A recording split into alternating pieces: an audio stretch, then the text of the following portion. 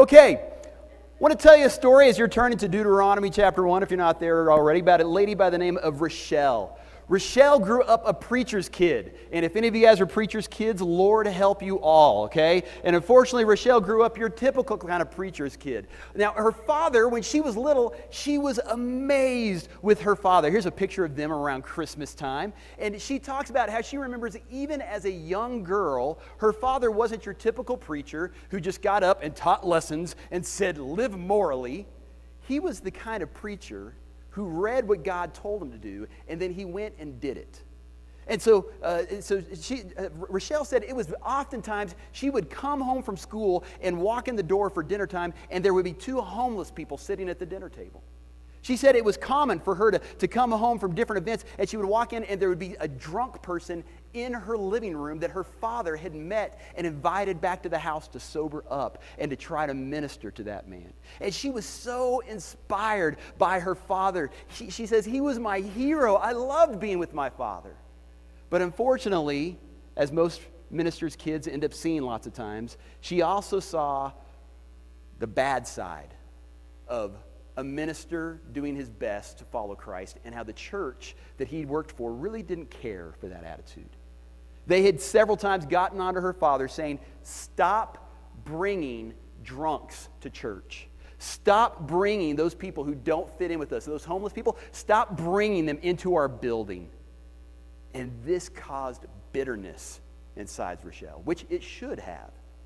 But it caused so much bitterness that as she graduated from high school and she went off to college in Florida, she met a young man, and she looks very Florida there, doesn't she, okay? She met a young man, and he grew up in the church, and they started dating, and they fell in love, and they got married, and within a year of being married, they had given up on church completely. They had given up on their relationship with Christ. And Rochelle says that as she started growing more and more and more in her career, that's where she was seeking satisfaction. And so she said she worked with the video industry. And she said with every raise that she got, she thought to herself, this is going to make me feel better about my life. But with every raise, she said she felt more discontentment. With every time she got a promotion, it didn't make her feel better. She felt more discontent. And her husband was struggling with the same thing. Until one day, her husband came home and said, honey, I've got to admit something to you. I know you grew up a minister's kid and you're kind of done with church, and I grew up going to church, and I've kind of been done with the church. But lately, as I've been driving into work, my commute during the mornings, I've been listening to the Bible on CD. And I think God's calling me to be a minister. And Rochelle went, Lord, no, anything but that. She says, I grew up in the church having to go to every single meeting, every time the doors were open. And she goes, seriously, that's what you think you want to do? And he goes, I have this discontentment in my life, and I think this is what I've got to do to get rid of it. And she thought, maybe that will get rid of the discontentment in my life. Maybe if I sit and listen to the sermons, if I show up on Sundays, maybe it's guilt. Maybe that's what I've been feeling. And if I get back in on Sunday mornings and I have good attendance and I become a good person, that will get rid of my discontent. So she followed her husband to Illinois to become a minister's wife. And she said she sat and listened to the sermons. She went to all the events, and the discontentment was still there. Until one day, she had to teach a class on the book of Esther. She wasn't given a choice. She had to teach the class. And as she was reading through the book of Esther, God said something to her. And it began to stir something inside of her. We're going to watch this short clip, and I want for you to listen to the word that she says over and over that God put on her heart. So I had to lead this Bible study. I didn't really want to lead. Esther is the story about a woman who God uses for such a time as this. It was like God brought that story to life for me, and it was almost like I was Esther in the story, and I was asking and seeking God, okay, so I'm here. What do you want to do? I had like a spiritual awakening, if you will, where God really started impressing upon my heart what my purpose was. And I remember just having an overwhelming sense of Jesus has asked me to go somewhere. So I was willing to go to India. I was willing to go to Africa. I was willing to go to anywhere. I was willing to do anything. I would just pray, okay, God, whenever you want to speak to me, whatever you want to use me for, I'm here today. I was driving down the highway beside the Theater X in Clarksville, and God just spoke to my spirit so clearly, and he said, I want you to go and bring my love and my hope to women in that place. I had no idea what it was about. I hadn't heard of another ministry. I hadn't heard of anything about the industry up to this point. I called my husband and said, God's called me to go to women in the sex industry to share the gospel with them. The first thing out of his mouth was, yes, that's what Jesus would do. I was totally taken back by it because I was expecting a completely different response. All right. Did you hear the one word she said over and over again? What is it? Go, okay? If you need a hint, it's on the top of our paper there, okay? The handout, okay, to help you out a little bit. She said she felt like God was telling her to go. She said, I was willing to go to Africa. I was willing to go to India. Anything to get rid of this discontent. I was willing to go. And you know what God said? God said, go to your community. You don't have to pack up and go overseas. You don't have to move to another city. You go to the hurt and broken that live in your community. So, we come to Deuteronomy. And Deuteronomy it's kind of Moses' farewell speech, farewell sermon. If you think my sermons are long, go ahead and read all of Deuteronomy and see if you could sit through one sitting of Moses getting up and doing all this stuff, okay? We're going to jump around a little bit in Deuteronomy. Deuteronomy chapter 1, verse 1 says this, these are the words Moses spoke to all of Israel in the wilderness, east of the Jordan. Now, the reason east is important is because on the other side of the Jordan, the west side of the Jordan River, that's the promised land that they are supposed to go into. But Moses' generation spent their entire life, 40 years plus, on the east side of the Jordan, wandering around, going nowhere. And the reason that they went nowhere, we see in verse 3, it goes on, it says, Moses proclaimed to the Israelites all that the Lord had commanded concerning them. Verse 6, here's one of the things that God commanded you. The Lord our God said to us at Horeb, you have stayed long enough at this mountain. They had come and they were getting ready to go into the promised land, and they were there at the foot of Mount Horeb, and God says to them, you know what, Moses' generation, you have wandered for 40 years, you have gone nowhere, you have been on the east side of the Jordan long enough. It is time for you to get up off your backside, and it is now time for the next generation, for Joshua's generation, to go and take the promises that God had made. Verse 7. Break camp and advance into the hill country of the Amorites. Go to all the neighboring lands of Arab, in the mountains and in the western foothills. And he goes and he describes just how big this property is, how big this land is that Joshua's generation is about to go into. They are supposed to be people who are advancing. Advancing. Not sitting and waiting for God's return. They are people who move forward and go. Verse 8, see, I have given you this land. Go in and take possession of the land the Lord swore he would give to your fathers, to Abraham, Isaac, Jacob, and to their descendants after them. But the reason they didn't go in and ever take that land is because they had a lot of buts.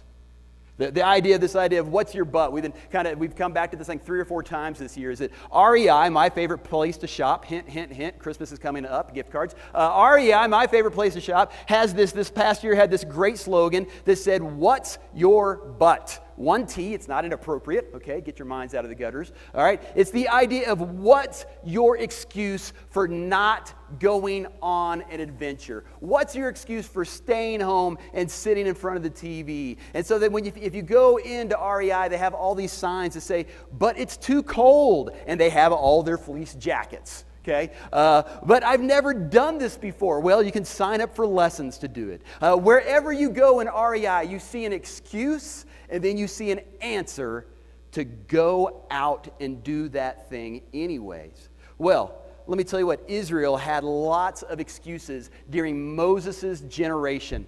They had the excuse that we're not warriors. We're just slaves. We can't go into battle. They had the excuses of, we're not big enough. This country you're sending us into, there's millions of people. We don't have that many people. They have fortified cities. They have big buildings. They're bigger than we are. We're so small. A matter of fact, this is crazy. Moses' generation, they sat around and talked about the good old days. Oh, we miss the good old days where we could sit around and we had meat to eat as much as we wanted. They were referring to back when they were slaves in Egypt. They missed those days. The excuses of we're too small, we're outnumbered, we miss the good old days. I've heard that from a lot of churches during my 24 years of ministry. Oh, we miss the good old days. Here's the crazy thing about Israel saying we miss the good old days. They had never experienced the good old days yet. They hadn't gone into the promised land. They had no idea what all it was that God was willing to offer them. So verse 29, then I said to you, Moses saying, do not be terrified. Do not be afraid of them.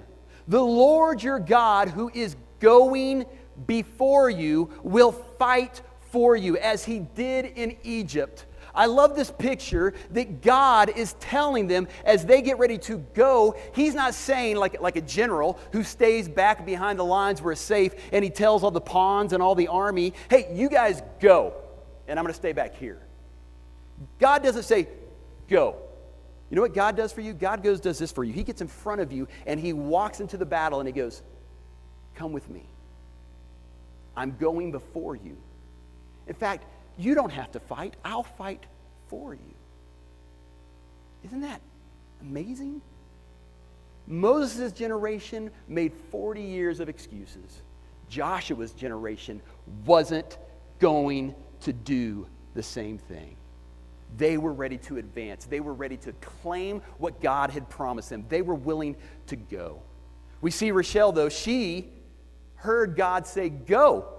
Go to this strip club, and I want you to bring kindness, and I want for you to serve the women who work, these sinful women. Go and serve them. Rochelle says, I have to be honest, she began to make excuses. She was excited about the idea, but she says for a year and a half, she sat around and she prayed about it. She talked about it. For a year and a half, she dreamed about it. For a year and a half, she fasted. Those aren't bad things, but for a year and a half, she refused to go. And God finally put on her heart, you have been on the east side of the Jordan long enough. It's time for you to go. And when she went, some amazing things happened. Let's watch this part. He asks me when I get home that night, what do you want to do? And I said, I don't know. I guess we need to pray about it and we need to fast about it. So I literally spent a year and a half praying and fasting and telling people and researching and trying to figure out what it is that God was calling me specifically to do. And so I got a small team together and we would go and pray outside of strip clubs. And God made it very clear on a Sunday afternoon one day, I want you to go this week. Stop praying, stop researching. You've been doing this for a year and a half. At some point, you have to go. We went into one club in town. We sat down at the bar, ordered a Coke, and the bartender looks at us and says, what are you all doing here? And we were clearly out of place. And I just remember smiling at her and saying, Jesus called me to do something kind and loving for you all. Can I bring a home-cooked meal into this club? And she looked at me and said, no. That was the most insane thing she had ever heard. A little bit later, we were at the other side of the bar, and we were sitting on a table, and my friend Sarah was talking, and I could not hear her. All I could hear was God, and the Spirit, and he said, go over to this man. So I get up, I walk straight over to a man, the one man out of 50, and he was the owner of the club. And I said, hi, my name's Rochelle. I'm not here for a job, but I'm here because Jesus has sent me here to do something kind and loving for the women in this club. Can I bring a home-cooked meal in? And literally his jaw dropped down, and he said, what's the catch? And I said, there is no catch. I don't have a catch. And he said, when can you come in? And he opened his door to let us start serving every single week. A lot of the dancers, when we first started serving a meal, they would say, are you trying to poison us? Because they had never, ever experienced love, never experienced somebody who would do something for them without expecting something in return. I remember the Spirit just affirming that this is what He made me for and this is what He's called me to do. All of the discontentment that had gone on for years went away. And it really has not ever come back. When I first started going into the strip clubs, people at my church, friends, started telling me I was crazy. My friend said to me, you'll start to become like them. I remember a woman saying to me, there's the sign to our church out front. They know where we're at. And I thought, man, this is so not what Jesus teaches. Amen to that statement. Man, you guys, this is a beautiful, incredible story. And this isn't the best part of the story. I'm only giving you tidbits of it, okay? This idea of no more excuses, go. Matter of fact, I'm going to email out the entire story for you guys. If you can watch it on the email that I send to you. You can watch it on Facebook. You can watch it on our website. Or if you guys want, you can come Wednesday night. Wednesday night, we're going to have a meal together, and we're going to hear the entire story. She ended up naming this ministry Scarlet Hope. And the reason she came up with that name is one of the most beautiful, powerful stories I've heard in a long, long time of what God does when we listen and He says, go. What a beautiful, incredible story. Amen? It's great. I love it. But so what? That's Rochelle's story. That's happening at a little church over in Illinois. That's not us. I mean, it's a motivating story, isn't it? But what good is a motivating story if it doesn't put us into motion? So to finish up my lesson here, my question is, what will your story be? As we read through Deuteronomy, we see the story of Moses' generation, and we see the story of Joshua's generation.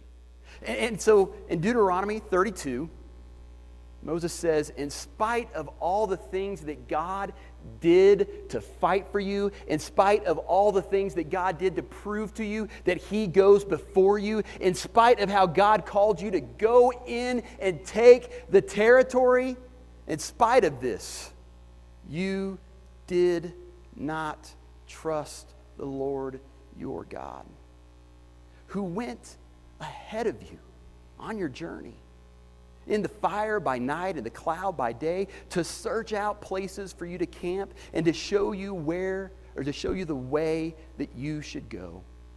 And when the Lord heard and saw how you didn't trust Him, He said, or all that you said, He was angry and solemnly swore, no one from this generation, evil generation, shall see the good land I swore to give to your ancestors.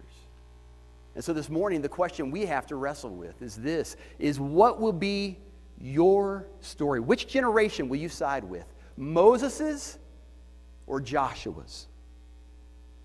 And just as important is what's going to be this church's story. Will you stay where you are, or are you willing to go where God wants to send you? So that's the end of my sermon. Now I have to kind of fill you in on a couple of things that are coming up. Then I'm going to give the altar call. Get ready for the altar call. You guys got to wake up for that part, okay? All right. So let me kind of tell you, I hate just when somebody gets up and says, all right, so do that, and then they don't give you a chance to do anything. And so we are trying our best to give you opportunities to say, okay, how can I go into my community and seek relationships through serving others? Well, let me tell you what we got going on. Starting next Sunday, we're going to start our Christmas series, okay? And it's called With Us. And we're kind of partnering that with the book of Matthew. During 2019, we're going to spend an entire year studying the book of Matthew. Now, some of you guys are excited, and some of you guys are going, it's time to find another church, okay? Just to make you feel a little better, we're going to spend like 6 or 7 weeks studying Matthew, and we'll take a break and do a topical study, and then we'll spend another 6 or 7 weeks studying Matthew, and we're going to try to stretch Matthew. We're going to try to stretch Jesus out and study about Jesus out for all of 2019. And so it's going to fit in perfect with us talking about the Christmas story this next Sunday. And I'm just letting you know, I don't know which Sunday, but one of these Sundays in December, I've got my favorite sermon, trust me. It's a ring dinger. Is that a good one? Honey, you like that term? Ring dinger? You like that? It's a good one. I've been saving it, okay? It's going to fit somewhere in December. So you better show up every Sunday in December or you're just going to miss out. And then after we do our sermon series, starting in probably mid-January, we're going to start a series called Shape. And Shape is talking about how has God wired you? How has He made you? The S stands for your spiritual gift that God has given you. The H stands for your heart. What do you have a heart for? The A is for your abilities. The P is for your passions. The E is for your experiences. And we're going to spend several weeks talking about how has God put you together and how can you use that to serve this church and to serve this community. Because sometimes we try to take square pegs and put them in circle holes, and it doesn't work because it's the wrong shape. We need to find out, what are you wired for? When we call you and ask you to serve this church, to serve this community, we don't want you to hear that and go, yes, I'll do that. Although sometimes that's our last resort. And when we get really desperate, then we try to make you scared that you may lose your salvation. The good old days, okay? All right? We're going to spend some time studying how are you guys wired. And then we're going to have a small ministry fair to try to give everyone, maybe, I'm saying this too nice, try to give everybody the opportunity to try to not push everybody to serve, but to pull and say, come with us as we serve this community and as we serve this church, okay? And matter of fact, I'm excited about this idea of giving and serving. On our website, up in the top right-hand corner, it's always said give online, and we're changing that now, so it says give and serve. So you can go there to give financially, but just as important, you can go there to start finding ways to serve our church and to serve our community. One of the ways we're doing that is through what Brad mentioned earlier, be the gift. We want to encourage you guys, just take 1 minute. Most of these things take 1 minute a day to serve the people around you, okay? And we've also got this list that we talked about of second mile opportunities where you can serve our community through joining one of the programs that meet here, or you can serve our church through different ways. So if you'll go to that website, if you have any questions, go there and you'll get some ways to serve and to go. And a matter of fact, I have put at every door, not the fire exits, but both these doors and in the foyer, a sign-up list where if you would like more information about any of these things, you can put your name down. When you put your name down, you're not saying, I'm signing up to this, but you're saying, yes, give me information about me serving. Because for too long, some of us have been sitting on the east side of the Jordan, and it's time for us to move on. So, as we get ready to finish up this sermon series, and we're stepping into our Christmas series, I want to challenge you with this idea. I would like to ask for you to give God a gift during the month of December. Bring Him an offering. And the gift that I would like for you to consider bringing to God is this, is would you consider bringing your excuse that you wrestle with to God? Now, I want to be very, very careful because I try my best to be a passionate minister. I try to be inspiring, but I think sometimes that comes off as I'm trying to put guilt and shame on people. And if you feel that from me ever, who cares if you feel guilt or shame from me? You shouldn't care what you feel from me. But if you ever feel God pressing on your heart, that's something that you need to wrestle with God. Because here's reality. Some of our maybe excuses are valid. Maybe I'm saying, hey, I'm asking for Boulder Valley to serve this way, and that's in the shape of a square. And the way that you're shaped, the way that God has made you, you need to fit into a hole, if that makes sense. And so maybe what I'm calling you to do, maybe you're not wired for that. That could be a possibility. And I want you to please hear this, especially when we keep coming back to this idea of going in our communities and serving. Please don't ever think that I'm saying, if you want God to love you, if you want to get to heaven, you better make sure you sign up for one of these ministries or you may not make it. That is a lie from hell. Please say amen. It is not your works that save you. I hope I never say anything that makes you think that. It is God who saves us. But God calls us to go into all the world and to serve others and to make them disciples. And last side note with this idea of you bringing your excuse, you bringing your gift to God is that many times, if you've ever felt uncomfortable when I'm pushing you, take that to God and ask Him about it. Because it may be that it's not God. It may be just I'm trying to push that, okay? So your excuses may be valid. Or, now I'm preaching to myself, I'm speaking for myself. Or for me, it could be that I make excuses because I don't want to do what God calls me to do sometimes. And so I make elaborate excuses for myself to get away from what God's calling me to do. So would you be willing to take time during this next month to pray for God to tell you, is this an excuse or is this something valid? Is this from God or is this from Satan or is this from your own selfishness? Would you spend time just saying, God, here's why I don't want to do fill in the blank. How do you feel about that? And just listen to what He says to you. Would you bring God your gift of saying, here's something I don't want to do. What do you want me to do with that? That's a confusing statement, okay? And now I want to let you guys know I am praying that God will give you a gift this next year. And God gives us all sorts of great gifts. Man, He gives us grace. He gives us forgiveness. He gives us our family. He gives us a second, third, fourth, thousandth, millionth chance. The list goes on and on of how good He is to us. But I'm praying for a really weird gift for you this next year. And the gift that I'm praying that God will put in your life this year is this: that He will give you discontentment. I'm praying that you will become discontent with where you are spiritually. If you're on the east side of the Jordan, how long have you been there? How long has God been prodding at your heart saying, go, do this, and you refuse to go? I'm going to pray that God gives you discontentment. I'm going to pray that God puts discontentment in this church.